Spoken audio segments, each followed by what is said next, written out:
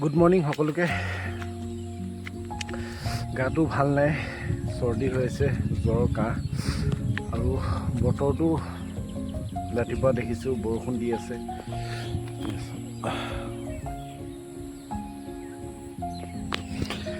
বতৰটো বৰষুণ দি আছে, কিন্তু তাৰপিছতো ওলাই আহিছোঁ।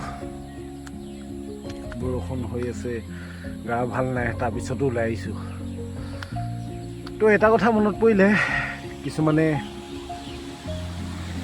কোৱা শুনিছোঁ, ছাকচেছ হৈ যোৱা মানুহবিলাক শুনিছোঁ, কোৱা দেখিছোঁ যে যাৰ কৰিবলগীয়া থাকে তাৰ বাহানা নাথাকে।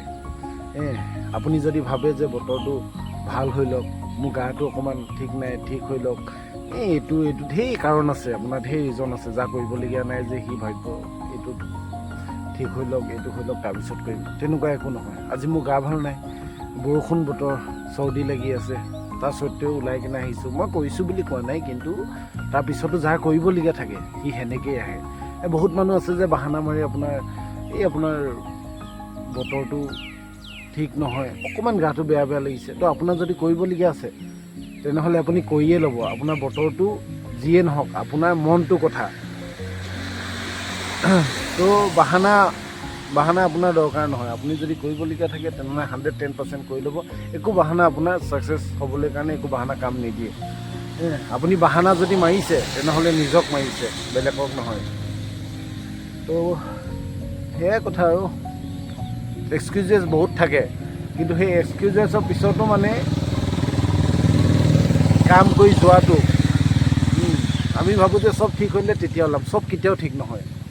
আমি তেনেকেই ওলাব লাগিব, তাৰপিছত সেনেকৈয়ে আগবাঢ়ি যাব লাগিব। তাৰপিছত দেখিব যে লাহে লাহে ঠিক হৈছে। বহুতে ভাবে যে ঠিক হৈ যোৱাৰ পিছত লাহেকৈ কৰিম, বতৰটো এনেকৈয়ে ওলাওক, আপুনি এনেকৈয়ে আগবাঢ়ক, তাৰপিছত দেখিব যে লাহে লাহে ঠিক হৈ আছে। সঠিক সময় বুলি কেতিয়াও নাহে, পাৰফেক্ট টাইম।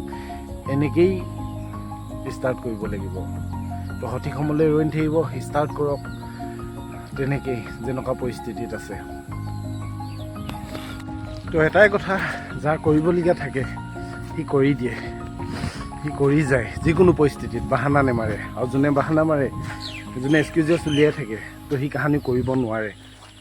কৰিবলগীয়া যিকোনো পৰিস্থিতিত কৰিব, আৰু বাহানা উলিয়াই, এক্সকিউজেছ উলিয়াই যিকোনো পৰিস্থিতিত উলিয়াব। তো কৰিবলগীয়া থাকিলে কৰি যাওক যিকোনো পৰিস্থিতিত।